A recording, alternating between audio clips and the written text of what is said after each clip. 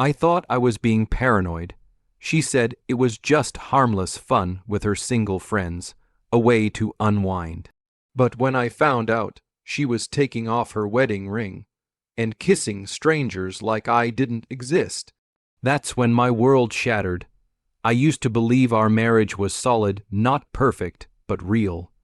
The kind that survives the everyday stuff, work stress, bills, family drama. We'd been together 7 years, and sure, life got busy, but we always found our way back to each other. Or at least, that's what I thought. I'm the kind of guy who shows love in the little things. I'd bring home her favorite snacks without her asking. I'd warm up her side of the bed if she was running late. Every Friday used to be our night. We'd watch old movies and order takeout. She loved that, at least she used to. A few months ago, things started to shift, slowly at first. Subtle, she became distant. She'd zone out during conversations, scroll through her phone more, laugh at messages she wouldn't share. When I asked what was so funny, she'd just say nothing. Just group chat stuff. She started going to the gym more, wearing new outfits I hadn't seen before, stuff she never wore for me. I noticed she started putting on perfume, even when she said she was just running errands. I didn't want to be that husband, the jealous, controlling type, so I bit my tongue. Told myself I was overthinking it, but the silence between us started getting louder. Then came the girls' nights. At first, it was innocent. Her best friend had just gone through a divorce, and I understood she needed support. I encouraged it, told her to go have fun, take a break, but then it became a pattern every Friday, sometimes Saturday too. Late nights, no texts, no check-ins, just vague stories the next morning about drinks and dancing. Still, I trusted her. I wanted to trust her, but part of me, the part that had been quietly watching her slip away, started to wonder, was I doing enough? Had I made her feel unseen, unappreciated? Or worse, was someone else making her feel more? I wish I could say I saw it coming, that there were obvious signs, but love blinds you, especially when you're so focused on being the good guy. You don't notice when you're being replaced, not until it's already too late. It really started with those so-called girls' nights out. At first, it felt harmless. She told me her recently divorced friend was going through a rough time and needed a support system. I admired that about her, her loyalty. She's always been the one people turn to when things fall apart. So I said, go, she needs you, and she did once, then twice, then it became every Friday like clockwork. At first it was dinner and drinks, then it turned into bar hopping. One night she came home at 2 a.m. No call, no text. Just walked in smelling like expensive perfume and tequila, giggling to herself like a teenager. I asked how the night was. She said, relax, it's just girl time. Don't make this weird. But the more she went out, the less I saw the version of her I married. She started dressing differently for these nights. Shorter skirts, heavier makeup, the kind of effort she hadn't made in a long time, and definitely not for me. I'd sit on the couch watching her get ready, hoping she'd at least look in my direction, hoping she'd ask if I had plans too. But all I got was the sound of high heels walking away. When I asked who she was going out with, she started giving vague answers. Just the girls. Which girls? You don't know them. Suddenly, I wasn't allowed to ask questions without being accused of being insecure. One night, I suggested we go out ourselves. Just the two of us. Something simple. She rolled her eyes and said, "That's not really your thing, is it? You hate clubs." That hurt. Because it was true. I don't like clubs, but I loved her. And if that's where she wanted to be, I would have gone, just to be by her side. She didn't even give me the chance. I didn't want to be that guy, the one who checks phones, follows his wife, lives in paranoia. I kept giving her the benefit of the doubt, but every time she left the house without her wedding ring, it chipped away at my gut feeling. And that gut feeling kept whispering, "Something's not right." I'll never forget the moment I overheard her saying it, like a dagger right into my chest. I was walking past the bedroom when I heard her laugh on the phone. That soft, breathy laugh she hadn't used around me in months. She said, "He barely even notices me anymore, they're right. I deserve to feel wanted." I stopped in my tracks. They're right. That's what stuck with me. That meant it wasn't just her feelings. It was being fed to her, reinforced. These friends she went out with every week, they weren't just filling her head with fun. They were planting doubt, poison, convincing her that I wasn't enough, that I didn't appreciate her. I started wondering, had I failed her? Maybe I did get too comfortable. Maybe I stopped complimenting her as often. Maybe I wasn't exciting anymore. We stopped going on spontaneous trips. We had routines, responsibilities. Life got heavy, but I never stopped loving her. I just thought we were growing up together, not apart. Suddenly, everything she did started to feel like a performance, but not for me. New clothes, tighter dresses. She started wearing lipstick I hadn't seen in years.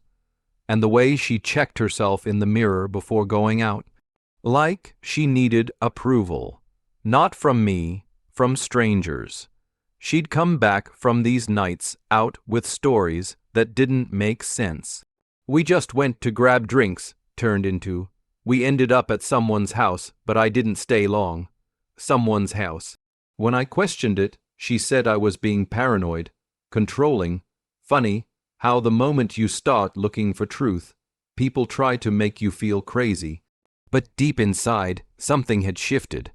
I was no longer her partner. I was the boring husband holding her back from living. I became the shadow in her life. And she was glowing, but not because of me. Because someone or something out there was giving her the attention I had been told wasn't important. I didn't want to believe it yet, but I knew I had to find out. I needed proof. Because this wasn't just emotional distance anymore, it was a slow, deliberate exit. I felt like I was losing my mind. There's this kind of pain that comes when you love someone so much, but you no longer recognize the person standing in front of you. I kept asking myself, am I imagining this? Am I just insecure? Or is she actually hiding something? I didn't want to become a suspicious husband. That's not who I am. I believe in privacy, in trust. But trust only works when both people are still playing on the same team. And I had this sick feeling that she'd already switched sides. So, against everything I believed in, I made a choice. I reached out to two of my closest friends, the kind of friends who wouldn't judge me, just support me. I told them everything, the nights out, the weird phone calls, the lies that didn't add up. I asked them to follow her the next time she went out. I hated myself for it. That Friday night, she got ready as usual. Lipstick, heels, perfume that filled the whole hallway. She didn't say goodbye, just grabbed her purse and left. I sat there in silence, staring at the door, heart racing. My friends texted me 20 minutes later. She just met up with them at that rooftop lounge downtown. Okay. Normal enough, but an hour passed, and the next message made my blood run cold. Bro, she just took off her wedding ring. I stared at the screen, not knowing how to breathe. My mind went numb, then came a second message. She's all over this guy, laughing, touching his arm. He just kissed her cheek. Wait. He kissed her again on the lips. My heart shattered. A photo followed. There she was mid-laugh, pressed up against some guy like I never existed. The ring finger that once meant forever, now bare. I wanted to scream, cry, smash something. Instead, I sat in complete silence, tears burning behind my eyes as I stared at the woman I loved betraying me in real time. It wasn't just a bad feeling anymore. It wasn't just my imagination. It was real, and there was no going back. I waited for her that night, sitting in the dark living room. the photo still open on my phone like it was seared into my brain. My heart wasn't just beating, it was aching, not from anger, not even from betrayal, from loss. I already knew what was coming. I just needed to hear it from her lips. The door finally opened around 1:30 a.m. She walked in barefoot, heels in hand, still laughing to herself. Hair messy, lipstick smudged, a stranger. She froze when she saw me sitting there. "What are you doing up?" she asked, trying to act casual. I held up my phone. "You want to explain this?" She stared at it. I watched the color drain from her face like someone pulled a plug. Silence, just her shallow breathing and the soft hum of the ceiling fan, the only sound in the room. She looked away. "It wasn't what it looks like."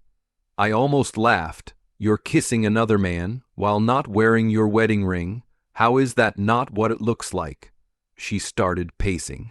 Rambling. "I was drunk. My friends dared me. I didn't mean for it to go that far. I didn't even like him." I stayed quiet, just watched her fall apart. Then she broke. Tears started spilling as she dropped to her knees like her whole world just cracked. "I don't know what's wrong with me," she cried. I felt invisible, like I'm fading. They kept saying I deserve better, that you don't even notice me anymore. That they said I don't notice you." I asked, stunned. "You listen to your divorced friends more than your husband." She nodded, sobbing. "I just wanted to feel wanted again. I didn't think it would go this far. I swear. I didn't yell. I didn't scream. I just sat there empty. Because what do you do when the person who promised to protect your heart is the one who shattered it?" "I would have done anything for you," I said quietly. "You never even gave me the chance to fix it." She begged me to forgive her. But in that moment, something inside me broke, not just trust, but something even deeper. It's been a few weeks since that night, the night I saw everything clearly. The night my marriage ended without a single door slamming or voice raised. Just quiet, brutal truth. "We're separated now." She moved in with her sister while we figure things out. But deep down, I already know there's nothing left to figure. You don't come back from something like this.